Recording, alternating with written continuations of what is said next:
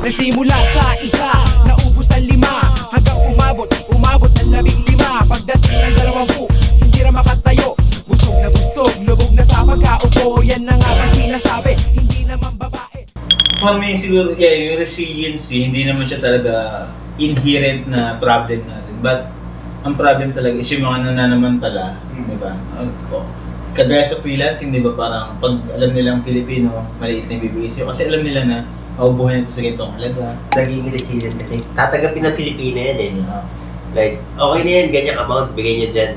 Tatanggapin nila yan. Tama naman talaga na mas better na mayroon tayo extra kita. Which is very necessary ngayon, lalo may family ka na. Single nga lang, parang year, di ba? Single lang, tapos kailangan ko kumuha ng kaliwat ka ng freelancing yan. Naroon ako before na nag-work habang nag-freelancing. Sobrang talaga, hindi pa rin sapat. Pero at the same time siguro, parang dapat din natin i-hold accountable yung mga taong responsible din pagdating sa corruption. Kung paano i-realize yung inflation, usaping utang.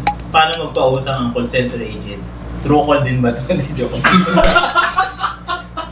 May experience ako dyan. Mga katrabaho na umutang. Wala ko naman, okay lang naman sa akin, basta na magbabayad ka, tsaka kilala kita. Kasi yung pinakutang ko lang nun dati is TL. Parang parehong TL na, parang naging TL ako. Pero ano naman, reasonable naman, like, may bill silang binabayaran na parang kinulang lang. Well, nagbabayad naman agad sila. Like, siguro 1,000, 2,000 binigyan. Pero yun nga, may mga issue din na narinig from friends na may mga certain na tao na umutang. Tapos, alam mo yun, parang ikaw pa yung maiyang maningil dun sa tao na kakautang sa'yo. Just to the point na yung tao na yun nag-resign na. Tapos, yung utang sobrang laki, hindi yan nabayaran. Ikaw inutangan? Pero hindi naman ako, hindi talaga ako nagpapautang ng hindi ko ka-close sa trabaho. Siguro TL, siguro, tapos kung reasonable na siguro, ka-team, ulit na talagang kailangan ng extra. Pero magpapera naman ako kung meron ako. Pero sabi naman ako kung wala. Pero kung meron. Okay, nababayaran naman nila.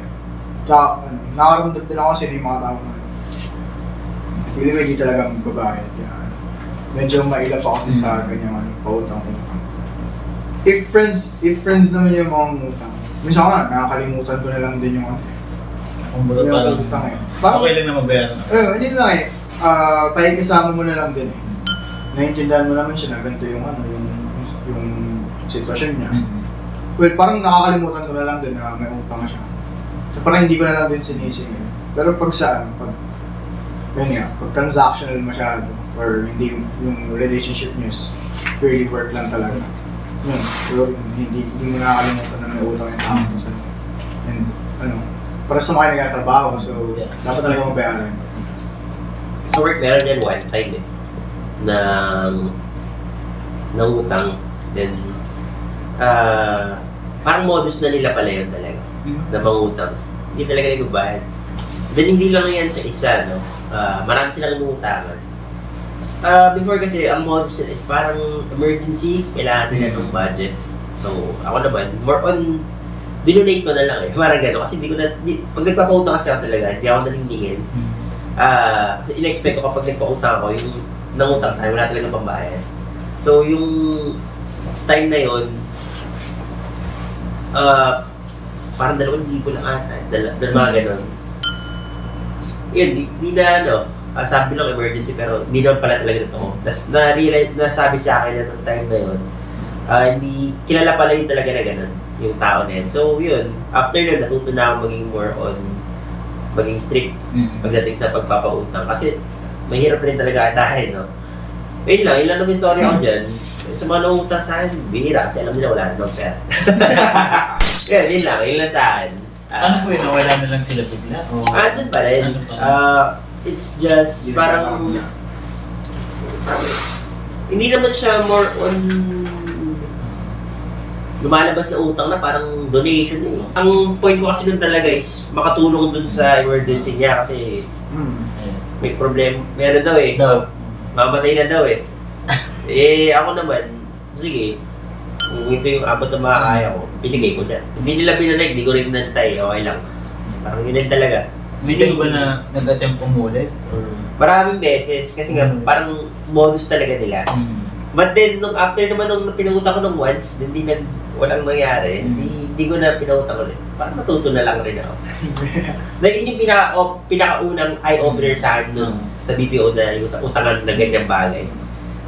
Yun, doon nag-start. Kaya after doon, wala na masyado.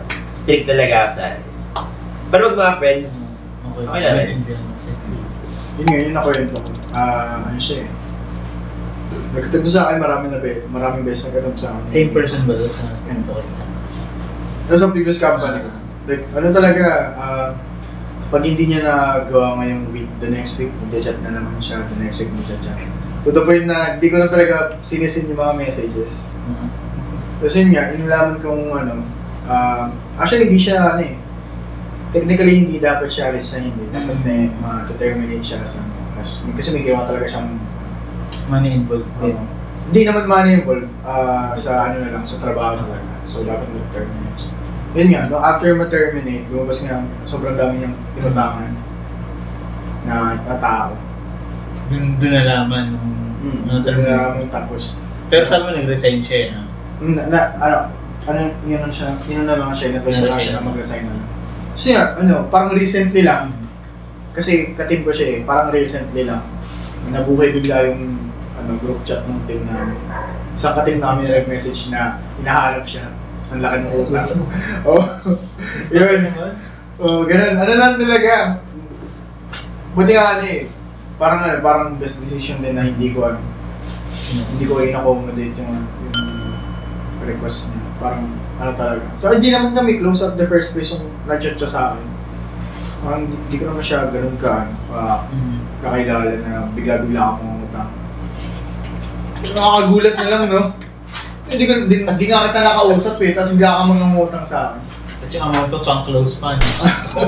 I think there's something more sa pangungutang It's more on, wala akong nabasa or wala akong nakita, but even before pa nun, iniisip ko na it's more on my psychological something na sa pangungutang. Maganda siyang pag-aralan na ba't nangungutang ang isang tao and bakit nagiging paulit-ulit yung pangungutang ng isang tao. Parang gano'n. Psychological siya. Kung titignan na parang ba't niya ginagawa yung ganyan yung pangungutang. May gano'n.